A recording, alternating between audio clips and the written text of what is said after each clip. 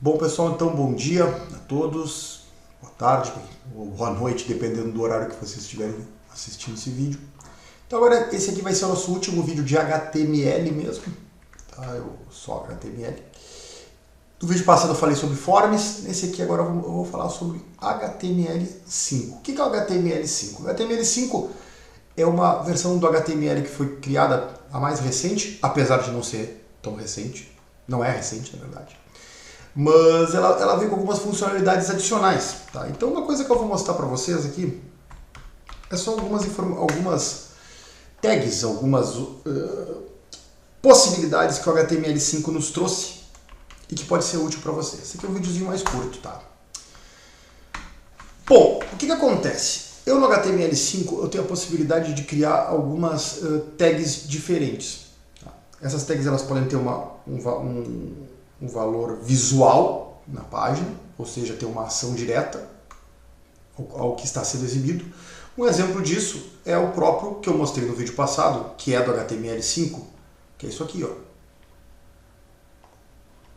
Vou botar de novo. Isso aqui não existia no HTML anterior, no 4. Ó. O input type color, ele é visual. Né? É uma informação visual. Isso é do HTML5.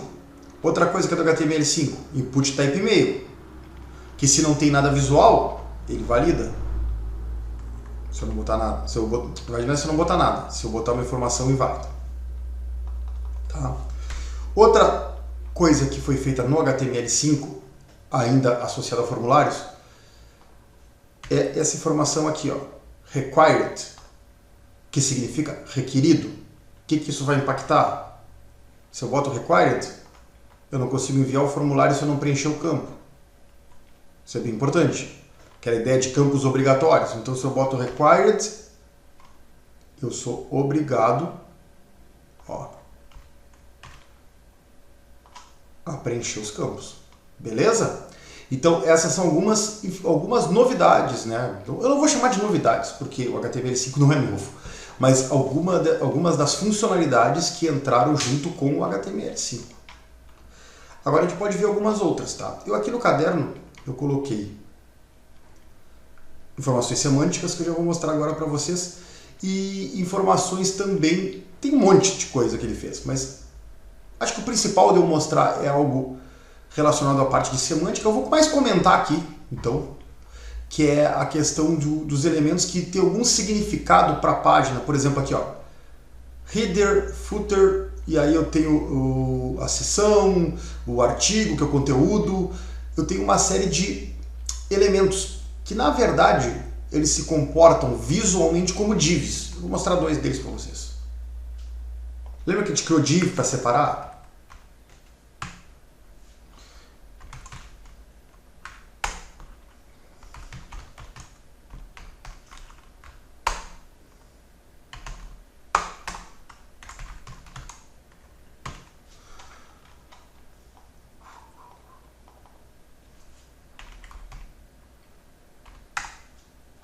Ó, cabeçalho e rodapé. Então o header, cabeçalho, footer, rodapé.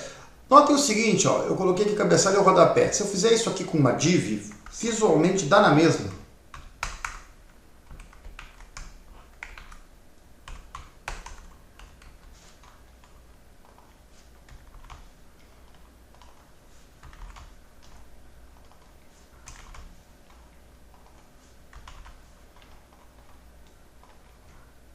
Ó, mesma coisa. Então é o seguinte, essas informações de header, footer, elas foram adicionadas não para que visualmente ele já tenha alguma diferenciação de cara, não. Mas elas foram criadas para dar um sentido semântico, ou seja, um significado às minhas tags. Por que isso é importante? Vamos supor que eu estou lá no mecanismo de busca, por exemplo, no Google da vida, seja onde for. Quando eu estou fazendo uma busca, quando eu estou fazendo alguma análise de uma página HTML, se eu tenho essa tag header, ele vai entender que isso é um cabeçalho. E não vai tratar igual uma div. Como é que ele vai saber que é um cabeçalho se eu não disser para ele que é um cabeçalho? Se eu deixar essa div sozinha, ele, pô, é mais uma div. Né? Então, o header, o footer e as sections, ali que existe essas possibilidades de criação, São tags semânticas, porque elas permitem dar um significado ao conteúdo que eu estou apresentando. Não um significado bem nesse sentido de, bom, esse trecho é para quê? Né? É para quê? É um cabeçalho, um pontapé, é um artigo, o que é isso?